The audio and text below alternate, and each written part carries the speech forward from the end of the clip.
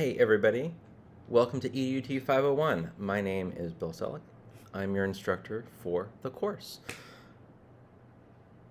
Are we done? Is that the welcome video? It says instructor's welcome video. Kidding. I'm going to say more. You'll notice that there are some, depending on your sense of humor, awesome jokes or just like shaking your head kind of jokes. I think they're awesome. My wife would just be shaking her head. So, tell you a little bit about myself, a little bit about the course, and then give you a very quick overview of what kind of each week and big assignments look like in this course.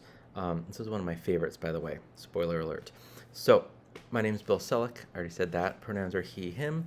In addition to being adjunct faculty here at Concordia University Irvine, I'm Director of Technology at Hillbrook School, or an independent K-8 school in Los Gatos, kind of the San Jose, California area.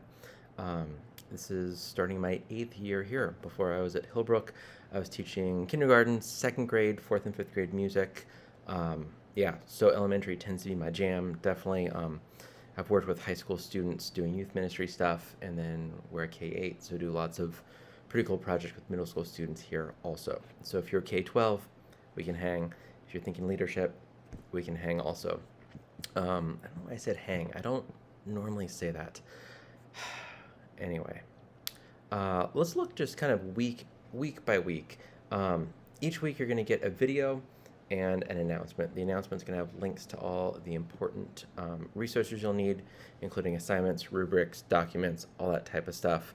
Also, each week, just about every week, you're going to have one, occasionally two discussion board posts.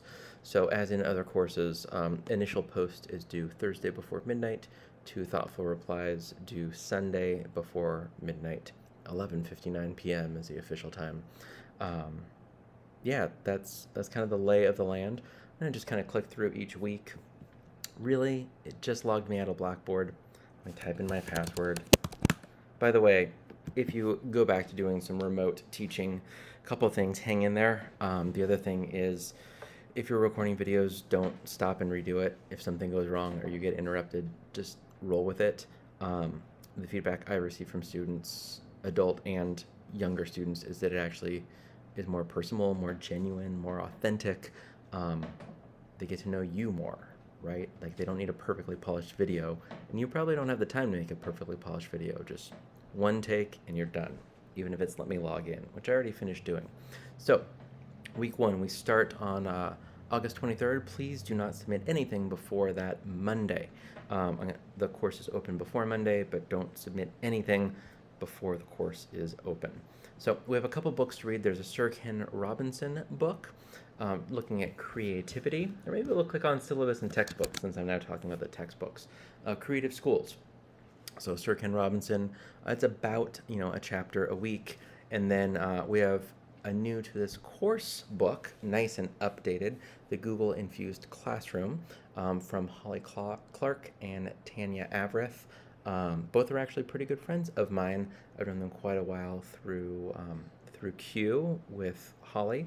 You'll learn more about Q through this course, and then Tanya through ISTE, the big ed tech national organization. So if you don't know about either of those, Q, CUE, or ISTE, ISTE, get connected, because it's a cool way to meet amazing people, continue to stay on the cutting edge of what we can do with technology in education. So it's good stuff. They're good people, and it's a fantastic book that really is like actually how to leverage Google tools in your classroom or in your schools. I'm really, really excited about that one. Dr. Ramsey Masalam, who's another instructor in our EdTech Master's course, recommended this book, and very happy about that. So it's going to be good. And it's all new to you, but it's new to me as well. But it's going to be good. So week one, just make sure that you have your Google profile set up, myaccount.google.com. Add a little picture there if you've not done that, because this might be a new Google account for you. So we do have a discussion board week one. Again, make sure you get that initial post done before Thursday. A little video from Ben Cogswell, kindergarten teacher over in the Salinas Valley, talking about ed tech. You'll see a handful of different videos, just very short, kind of or 2-minute snippets at the Q Bold Symposium, the first blended online lesson design conference that Q put on. We're working on making some better videos, by the way, that are more inclusive. Looking at this, I was just trying to find people literally between sessions. I think I presented like 8 times in 2 days. It was just like back to back to back, and just ended up finding people that were presenting next to me. I was like, hey, I'm going to add you to my class, and asked them prompts that actually aligned really well with this week, and found that it is not a very diverse group. So that is something I didn't notice at the time. It's something I see now, and that we're working as a department to actually improve parts of this course. So please know that that needs to be better, and it will be better moving on. In the meantime, we still have those videos. So if you have anybody, any ed tech people that you are finding that might be good to have on the week pages, like looking at kind of the themes of each week, like week 1, the theme is introduction of the course. Just looking at innovative leadership, looking at teachers as leaders. If somebody comes to mind, feel free to connect me with them, or just share their contact info or their Twitter handle, and I can sit down and interview them for a couple minutes, talking about kind of the themes of each week, as a way to make the coursework just a little bit more diverse than it already is. So week 1, all you need to do is get that discussion board and get started on those readings. Week 2, we're looking at innovation and change, and again, I'm going to give you a more detailed video each week, so no need to even really worry about that. Discussion board again, talking about elements of 21st century education. If you're new to Twitter, or as my mom calls it, the Twitters, there's a playlist that talks about how educators can use Twitter in the classroom. Week 2 is the first time you have a group project, and so I will be making groups usually posted when the course goes to the next week. So kind of that Monday is when those group lists get added. It's a pretty small group assignment, but teaching now should be collaborative, right? And so we've built that into this course a lot. Personally, I've been in some groups as a student, and it can be frustrating. So, if that happens, include me, we'll make sure. But for the most part, these have actually been really successful group projects historically. And of all the courses, I think I've taught just about everything in the EdTech Master's program. 501 is one I've taught the most, and there's exceedingly few, like, this person isn't participating. People tend to be pretty on top of it. So hopefully look at that and go, yay, instead of, and then you have part 1 of the social media starter kit assignment. This is really basically where you just create a professional Twitter account, one that you're intending to use as an educator. You're going to just fill out your profile essentially and follow about 20 educators. So as long as you do that by the end of week 2, you're good to go. That one should be a pretty light lift. So if you're already on Twitter, that's going to be incredibly simple. If you have no idea how to use Twitter as an educator, it's going to feel probably like a regular assignment, right? Week 3, we talk about service first, looking at innovators in the education space. We have another pretty small collaborative group project looking at a rubric for infographics. And the end of week 3, you have a research paper, relatively small research paper looking at elements of 21st century education. All right, let's look at week 4. This is going to bring us to the halfway point of the course. Can you believe it? We're already halfway over. This is mid-September. Again, you're going to get a video from me each week. Hear a little bit from Dr. Scott McLeod that has influenced kind of the origins of what this course was back in the day. Again, discussion board each week, and that is all for week 4. So it's one of the rare weeks there's not a big assignment due at the end of that. Week 5, we're looking at community. Building consensus around shareholders, dig into Common Core. Again, you have weekly discussions.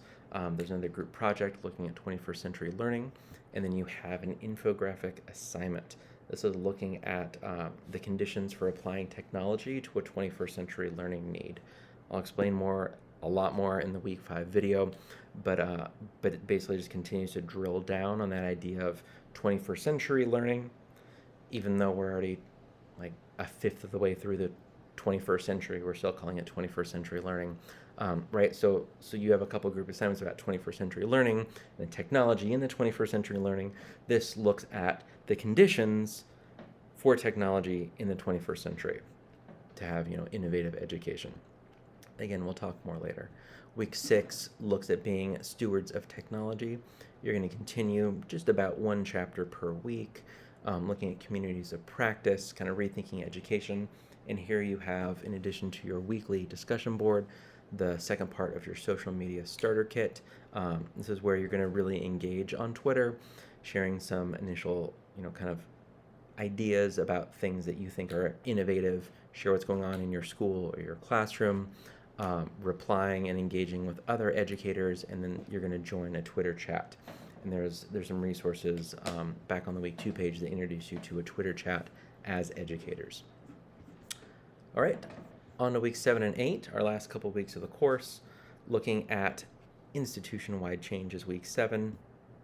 So with this, again, we have our discussion board. This time we have 2 discussion boards. You're going to have 6 total posts, right? 2 original and then 2 replies for each prompt. It's one of the rare times we have more than one discussion board post. And then kind of out of nowhere, and I'll give you a little more context with it when we get to week 7, is protecting human research participants and ethical research, right? So suddenly this doesn't fit the theme at all. If you jump way ahead to EDUT 580 and 605, that's when you're actually going to be doing some action research projects. It used to be a much more significant project where you would actually have to get IRB approval. It was a lot, like so much. So we've listened to some student feedback and have scaled it back. And then we also scaffold what some of those assignments and kind of prerequisites, things just have to happen in a certain order when you learn. This, you're an educator, right? So even though protecting human research participants is going to feel out of nowhere, it is for 501, but in your entire coursework, it's going to fit really nicely. And you would not want to wait until 580 to start this project, right? So we've spaced that out a little bit. That's some of the why as to why suddenly we're talking about human research participants. It's a pretty straightforward assignment, but that's how it fits together. And then in week 8, we're just kind of wrapping up the course. You are going to become an active CUE member. So this is possibly my favorite assignment of all time for grad coursework. So CUE used to stand for Computer Using Educators. Now it's just an acronym like IBM, just CUE. There's free membership, so it's important. Add it to your CV, your resume. It's important for the organization to actually be able to do more advocacy work at the state level. When CUE moved, I'm the chair of their communications committee, so I'm going to give you a little behind the scenes.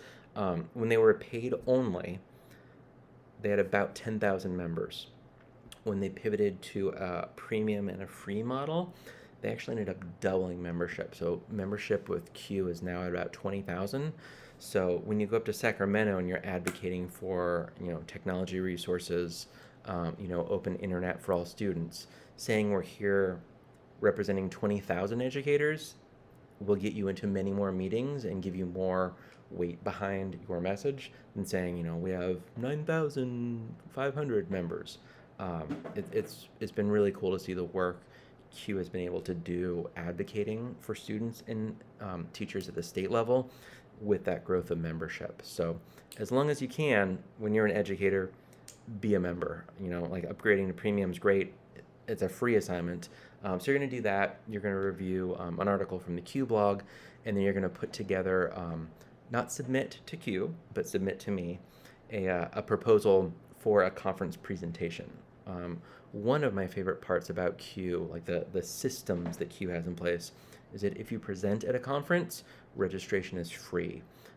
That's exceedingly rare in all conferences.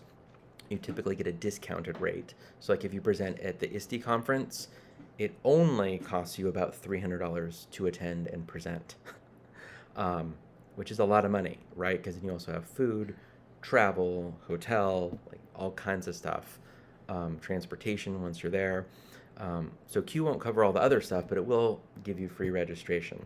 So if you're trying to find a way to get yourself to a Q conference in person, back when those start at some point, either Spring Q down in Palm Springs, depending where down is. I think it's down for all of us, or in, or Fall Q up in Northern California, kind of by me. If you present, you get to attend for free for registration. You still have to get there, but it's good stuff. So part of that assignment is to do a presentation proposal. And then if you want to also go ahead and submit it to Q to present, like at Spring Q, it's pretty much ready to go. I'm hopeful they're going to actually make some changes to the proposal template to make it a more inclusive template, and both with who is presenting, but also what they're presenting about. Q historically has not been as diverse as it could be, mostly racially, and it's something that they're more mindful of, and so they're trying to make sure that they have more diverse presenters, as well as the topics they're talk about diversity, equity, and inclusion, which is just like so critically important for us as educators. I think I speak for myself, personally, I think including all students has always felt really normal, but really digging into, diversity, equity, inclusion, justice, however you refer to those, DEI, DEIJ, and really explicitly looking at kind of systems of bias and racism. Q's getting there slowly but surely. So I'm hopeful that actually the Spring Q presenter submission is going to look different than what this assignment is. But this was actually just copy and pasted directly from the Q submission from about a year ago. So it's either going to be exactly the same or very close to up to date. So that's our course. That's an overview of a little bit of what everything is, what our textbook is. Be sure and read the syllabus thoroughly. Definitely pay attention to things about the late policy. That's something that I'm required to enforce. So things have to be on time, and if you just don't turn something in, that ends up with a 0. So please get that in. If there is an emergency, reach out to me ahead of time, and then I'm able to work with you with that. Obviously this is a tough year to be an educator. Last year was a tough year to be an educator. So hang in there, be safe, be proactive if you know that something is happening.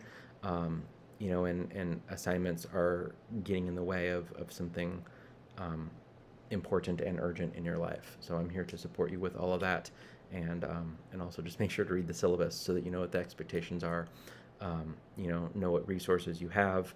We'll dig into some of those with discussion boards, looking like the Writing Center and all the great resources with that.